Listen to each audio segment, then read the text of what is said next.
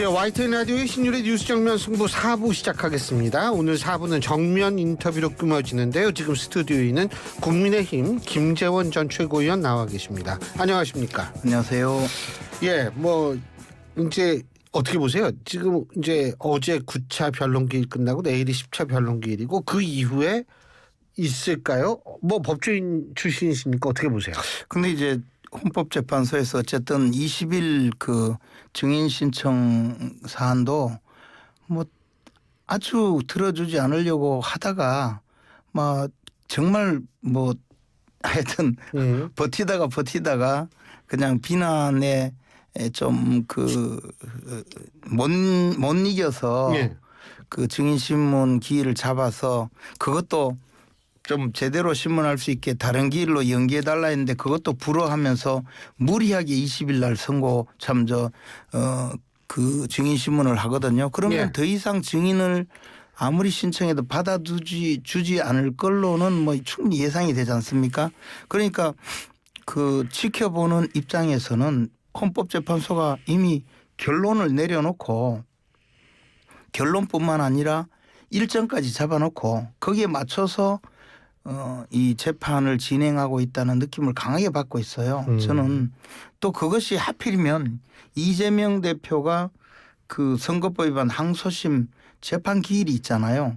그리고 그것과 연동되었다는 의심을 또 받을 수밖에 없고 그렇다 보니까 단순히 이 증인 신문 내지 증인 채택을 해주지 않는 것이 그냥 뭐 그 야당이나 일각에서 주장하듯이 사회 혼란을 좀 줄이고 빨리 탄핵 결정을 해서 국가적인 혼란 상황을 빨리 마감하자 이렇게 보여지는 것이 아니고 야당의 대표인 이재명 대표의 정치 일정 내지는 개인적인 그 사법적인 그 처리를 어떻게든 좀 그 유리하게 만들어서 적어도 대통령 선거에는 나올 수 있도록 해주자는 배려를 헌법재판소가 한다는 오해를 받기가 딱 좋게 돼 있거든요. 그러니까 어떤 결론이 나오더라도 이것은 국민 반반이 지금 갈라져서 싸우고 있는 이 탄핵을 놓고 싸우고 있는 이 상황에서 납득할 수 있는 판결이 안 될 가능성이 높다는 거죠. 단순히 그냥 그 증인신문을 일정 기일 받아주지 않는 것에서 넘어서서 이런 상황이 되기 때문에 굉장히 잘못된 일이고 거꾸로 저는 이재명 대표의 항소심 선고가 3월 말로 예정한다면 그 이전에 어떻게든 탄핵 결정을 하려고 저렇게 무리하게 헌법재판소가 끌고 가고 있다는 생각이 듭니다. 그러니까 이제 10차 이후에는 없을 것이다 이 말씀이신 것 같은데요, 그죠? 그렇게 할 것 같으면 예. 저렇게 무리하게 굳이 밤 늦게까지 예. 10차 변론을 잡지 않는다. 거기다가 이게 그 개인적으로 윤석열 대통령은 형사재판을 받고 있잖아요. 예. 근데 오전에 공판 준비 기일인데다가 예. 또 구속 취소 예. 사건 심리예요. 예. 당사자인 윤석열 대통령 자신의 신병에 관한 주장을 하기 위해서 법정에 나가야 되고 예. 그것이 굉장히 중요한 그 재판이기 때문에 개인적인 준비도 해야 될 것이거든요. 예. 변호인들도 물론 준비를 해야 되겠지만 당사자인 윤석열 대통령도 준비를 해야 되는데 거기에 대고 공판 준비 기일이니까 본인이 가지 않아도 된다 또는 헌법재판소의 증인신문 과정에 피청구인인 윤석열 대통령이 나오지 않아도 된다. 이런 논리로 그냥 재판을 끌고 가려고 하는 것은 정말 있을 수 없는 주장이죠.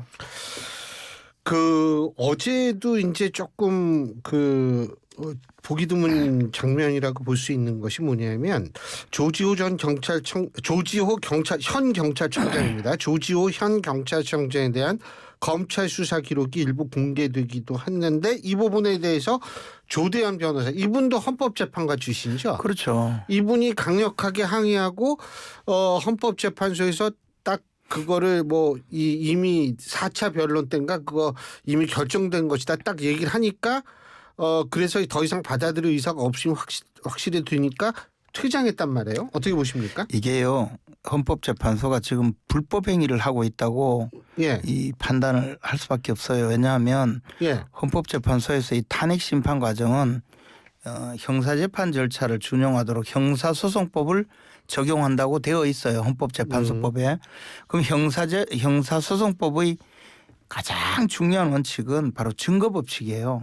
즉 피고인에게 유무죄를 선고할 때 어떤 증거에 의해서 재판을 할 건가 예. 이것을 정해놓은 것이 형사소송법이거든요. 그럼 형사소송법에는 이 전문증거 배제법칙이라는 대원칙이 있어요. 그러니까 모든 증거는 공판정에서 와서 그 당사자인 그 진술한 사람이 와서 어떤 진술을 하고 그에 대해서 반대 신문권 즉 그 사람의 진술과 다른 의견을 가진 사람이 물어볼 수 있게 해서 즉 탄핵을 하게 해서 이 사람이 진실을 말하는지 아닌지를 그것을 판단하게 하는 것이 전문증거 법칙이거든요. 그러니까 공정과 형평성 위해서 그렇다 이 말씀이시죠? 진실을 발견하기 예. 위해서죠. 그러니까 쉽게 말해서 검찰에서 조사를 받으면서 내가 조사를 받으면서 막 진술을 해놓잖아요. 그런데 이게 내가 진술을 하면서도 다른 사람 예를 들어 조지호 경찰청장의 경우에는 조지호 경찰청장이 굉장히 훌륭한 분으로 저는 생각하지만 그러나 사람이 조사를 받을 때는 자신의 이해관계 때문에 다른 사람의 관여나 이런 것을 더 과장하거나 축소할 가능성이 분명히 있죠. 그래서 나의 유리한 국면을 최대한 이야기하고 상대방의 불리한 국면을 이야기할 수 있기 때문에 그 진술에 대해서 본인이 다시 법정에 와서 제가 그때 진술한 내용이 맞습니다라고 해야 이것을 증거로서 채택을 하고 그에 대해서 신문을 하고 그러면 그 증거에 대해서 반대 신문을 할 수가 있잖아요. 그런데 헌법재판소에서 이렇게 해서 본인 즉 검찰에서 작성한 조서에 대해서는 그 작성한 사람이 다시 법정에 와서 제가 그 진술한 내용이 맞습니다라고 인정을 해야 이것을 증거로 쓸 수 있는데 지금 조지호 경찰청장도 재판을 받지 않았기 때문에 증거 동의 절차가 자신의 재판에서도 이루어지지 않았어요. 그럼 이것은 아무 증거가 안 되는 거야지. 예. 그런데 헌법재판소에서 조지호 경찰청장을 불러서 이거 사실대로 진술했습니까? 라고 물어본 다음에 모를까 그것도 아닌 것을 들고 와서 이미 증거로서 공개를 했단 말이죠. 이건 명백히 불법행위예요. 그런데도 불구하고 헌재에서 과거 박근혜 전 대통령 시절에도 그렇게 했다는 이유로 평의를 해서 결정했다는 이유로 그것을 그대로 하겠다고 지난번에 4차 공판에서 뭐 했다는 거죠. 그러나 박근혜 전 대통령 탄핵 재판 당시에는 검사가 작성한 진술조서는 당사자가 와서 제 서명이 맞습니다라고만 해도 증거 능력이 있었어요. 내용을 동의하지 않아도. 그런데 그 이후에 민주당이 수사권 조정을 하면서 이 부분도 개정을 해서 본인이 와서 그 내용이 맞다고 해야 증거로 채택할 수 있도록 법을 개정했단 말입니다. 그러면 이 법이 바뀌어서 박근혜 전 대통령 시절에는 합법적인 증거이고 지금은 불법 증거인데도 헌법재판소는 그것도 무시하고 채택하겠다고 한 거예요. 그러니까 이 법적 양심이 있는 변호사 중에는 나는 이런 재판을 인정하지 못하겠다고 나갈 수 있죠. 그러나 왜 이렇게 무리해서 이렇게 하지 않아도 재판을 할 수 있을 텐데 왜 이렇게 무리를 해가면서 윤석열 대통령 탄핵 심판을 밀어붙이고 있는 것인지 저는 정말 이해하지 못합니다. 근데 이게 단심제잖아요. 그래서 단심제기 때문에 이렇게 해서 결정을 하고 나면 불복 방법이 없어요. 보통 경우에 재판이 끝나서 막 불복을 막 항의를 하면 저 항소심이 있으니까 가서 다시 판단을 받아봐라. 나는 이렇게 생각했지만 항소심 법원의 재판장이나 판사들은 다르게 판단할 수 있으니 가서 충실하게 변론하십시오라고 이야기할 수도 있어요. 그러나 이것은 단심제이고 또 하나는 대한민국 국민 대다수가 관심을 갖고 선출한 직선제로 선출한 대한민국 대통령의 임기를 도중에 파면하는 결정이기 때문에 이것은 민주적 정당성 있는 대통령을 민주적 정당성이 없는 그냥 선출되지 않은 그 임명된 재판장과 재판관들이 결정하는 재판이기 때문에 엄청나게 신중하게 해야 되고 이 내용 자체가 정치 재판이 될 수밖에 없기 때문에 더더욱이 정치적인 반대 당사자들도 충분히 납득할 수 있게 재판을 해야 되는데 저는 정상적인 재판이 아니라 완전히 법을 무시하는 편파적인 재판을 하고 있고 이것은 정상적으로는 이해할 수 없는 재판을 하고 있다고 보고 있습니다. 그 내일 이제 조지호 경찰청장, 한덕수 총리, 홍정원 전 국정원 제1차장 출석을 하지 않습니까? 네. 근데 지금 우리가 얘기했던 것이 조지호 경찰청장에 대한 검찰 수사 기록의 공개잖아요. 그러면 그걸 또 물어볼 수 있는 거 아니에요? 그래서 내일 물어보고 예. 이게 적법 증거라고 하면 내일 공개도 되는 거잖아요. 그렇지 않습니까? 예, 예. 그래서 이게 왜 중요하냐면요. 사람들에게는 누구나 선입견이 있어요. 그래서 증거 배제 법칙을 왜 적용했냐 하면 위법된 증거를 법정에서 현출시킨다고 하거든요. 법정에서 공개하는 자체가 불법으로 되어 있어요. 왜냐하면 위법한 증거는 저 사람이 그때 살인하는 거 봤습니다라는 그런 증거를 내놓고 나서 나중에 그게 사실은 적법 증거가 아니었습니다. 빼세요 해도 사람이란 거는 선입견이 있잖아요. 그 선입견을 주지 않기 위해서 법정에서는 적법하게 조사된 증거만 제출하게 되어 있는 겁니다. 그런데 판사들이 그것도 대한민국 최고의 법관인 헌법재판관들이 이런 불법적인 일을 마구 자행하는 것은 뭔가 의도가 있거나 무슨 분명히 불순한 의도가 있거나 또는 목적이 있다고 의심받을 수밖에 없잖아요.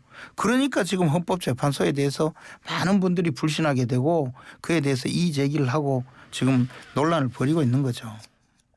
근데 사실 이런 상황에서 또 오늘 그 문화일보에서 보도한 거를 보니까 민주당에서 후임자 미지명 시에는 헌법재판관의 임기를 자동 연장하는 헌재법 개정안을 발의했다고 하는데 그것도 정신이 나갔어요. 어떻게 보세요?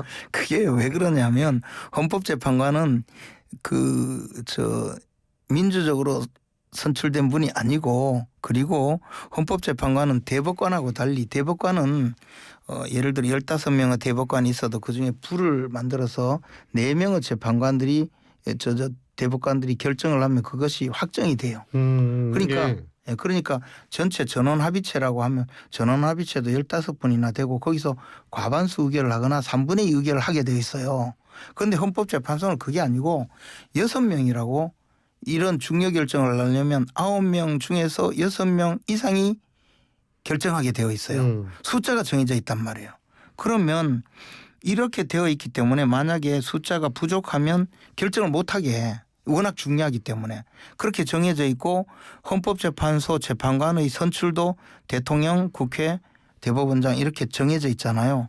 그렇게 되어 있는데 임기가 끝나면 그럼 자동적으로 소멸하게 만들어 놓은 이유가 바로 그 때문이에요. 그런데 지금 그것을 법으로 임기 4년, 임기 6년이라고 정해져 있는 헌법재판관을 그것도 한 번밖에 못한다고 되어 있는 헌법재판관을 그걸 연장해 가지고 후임자가 정해져 있지 않으면 무조건 그냥 계속하게 만드는 것은 헌법에 규정된 헌법재판관의 임기를 법률로서 연장하겠다는 것이고 더 나아가서 기존에 그 문영배 그리고 이미선 재판관이 계속적으로 그냥 끝까지 이 탄핵 재판을 그대로 진행하게 만들어 주려는 그런 그러니까 이 사람들이 민주당 편이라는 것을 자인하는 거죠.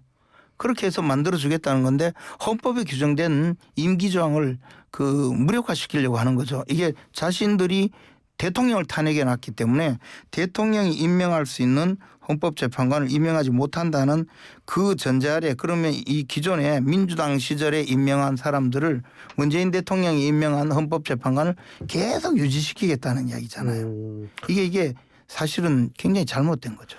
복귀왕 의원은 이제 반박을 하면서 불가피한 헌재의 공백을 방지하는 차원이지 특정을 염두에 둔 규정은 아니다. 이렇게 얘기를 하면서 이 법이 통과되더라도 대통령 탄핵 심판 이유가 될 것으로 생각한다. 이렇게 말을 했습니다. 오얏나무 밑에서 가끔 매지 마라 했는데 이거는 어쨌든 지금 문영배 이미선 재판관은 민주당의 의도에 따라 움직이는 사람이다라는 것을 만천하에 공개하는 법이라고 생각합니다. 지금 국민의힘 내부에서 국민의힘 소속이시지만 오전 기사 중에 이 이 제목이 뭐냐면 국민의힘 의원들의 이중생활 뭐 이런 제목에 있었다 그러는데요. 네. 이게 사실 왜? 근데 이게 낮에는 탄핵 반대를 외치다가 이게 밤에 되면 조기 대선 준비한다 이런 의미인데 어떻게 보세요? 근데 뭐 그것은 물론 이제 후보들 중에는 그런 마음이 있을 수도 있겠죠. 그러나 국회의원들이 그렇지는 않죠. 국회의원들은 우리 당의 그 지도자들이니까 지금 그 이야기는 이제 그 후보들의 경우에는 탄핵을 찬성하고 나선 한동훈 대표 측은 보니까 오늘 김종혁 전 최고위원은 나서서 탄핵이 통과되고 나면 한동훈 대표가 지금은 지지율이 낮지만 사람들이 달라질 거다. 그 말은 탄핵이 돼야 한동훈은 산다 이런 논리잖아요.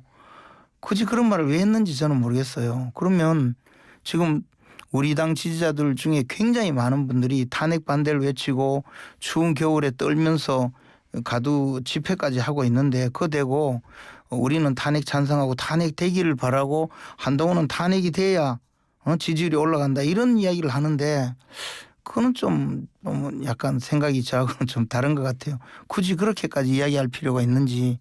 그런데 탄핵을 반대하는 분들은 나름대로 탄핵 반대의 주장을 하고 있고 그러나 뭐 결정적인 순간에 탄핵이 혹시 통과되면 어떻게 하겠다는 마음의 준비를 할 수는 있겠지만 지금 딱히 특별한 모습을 보이지는 않지 않습니까? 지금 근데 김문수 장관이나 오세훈 시장이나 홍준표 시장이나 이런 분들이 움직이는 그걸 보면 사실 대선 준비 아니냐라는 얘기들이 많이 나올 수밖에 없지 일단 않나요? 오세훈 시장께서는 탄핵 찬성하셨으니까 뭐 저 조금 그냥 다르게 볼 수 있고요.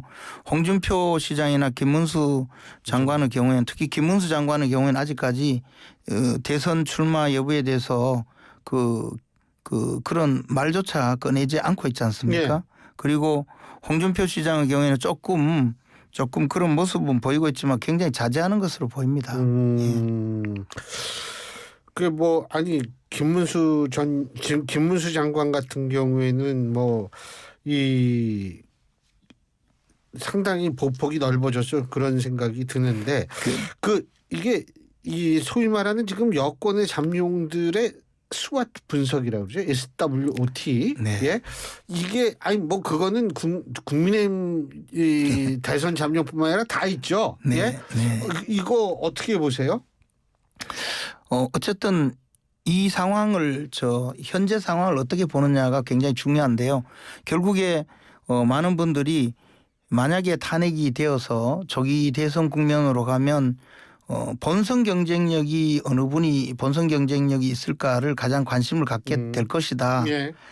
그런 주장을 하고 실제 저도 그렇게 봅니다. 그런데 본선 경쟁력이 그러면 어느 분이 있을 것이냐 이거에 대해서 늘 그 피상적으로 접근하면서 중도가 결정한다. 뭐 그런 주장을 또 많이 하지 않습니까? 그런데 이번 그 탄핵 국면에서는 과거의 그런 논리가 과연 어느 정도 먹힐 수 있을지 저는 약간 의문으로 생각합니다. 왜요?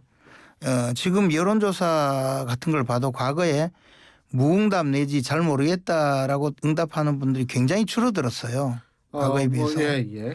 그것은 이 국면이 워낙 큰 지금 정치적 사안이기 때문에 각자 많은 분들이 자신의 의견을 충분히 갖고 있고 탄핵 찬성이냐 반대냐 또는 현 상황을 어떻게 극복할 거냐에 대해서 나름대로 충분한 생각을 갖고 있고 그런 국면에서 판단을 할 것이라고 생각하고 중도라고 하는 분들이 규정을 어떻게 할지는 몰라도 정치적으로 보면 애매모호하게 답변하거나 나는 잘 모르겠다 하는 분이지 현재 상황에 대해서 정확하게 답변을 하는 분들은 저는 중도는 아니라고 봐요. 그러면 그 탄핵 결정이 되고 난 다음에 만약에 조기 대선이 치러진다면 탄핵 결정이 이루어지고 난 다음의 그 결과를 야기한 분들에 대한 판단도 굉장히 중요할 거라고 보거든요.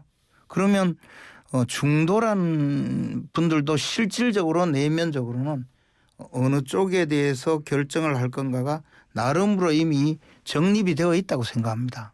그래서 저는 보수 진영에서 후보가 되거나 또는 민주당에서 후보가 되는 분들이 각자 이미 상당히 많은 이 정체성을 가진 분들이 어느 정도로 그 결집을 하느냐에 따라서 훨씬 더 결과를 모아갈 수가 있고, 그런 의미에서 민주당에서는 그 이재명 대표가 유력한 후보가 되는 것이고, 국민의힘에서도 앞으로 당내 경선을 통해서 그러한 측면이 반드시 고려되리라고 봅니다. 근데 죄송하지만 예를 들면 김재원 최고위원님 말씀처럼 그렇게 돌아간다면 이재명 대표가 자기 진영 논리를 강화시키면 강화시키는 게 오히려 낫지 않나, 이런 얘기가 성립되지 않나요? 왜 어젠가요?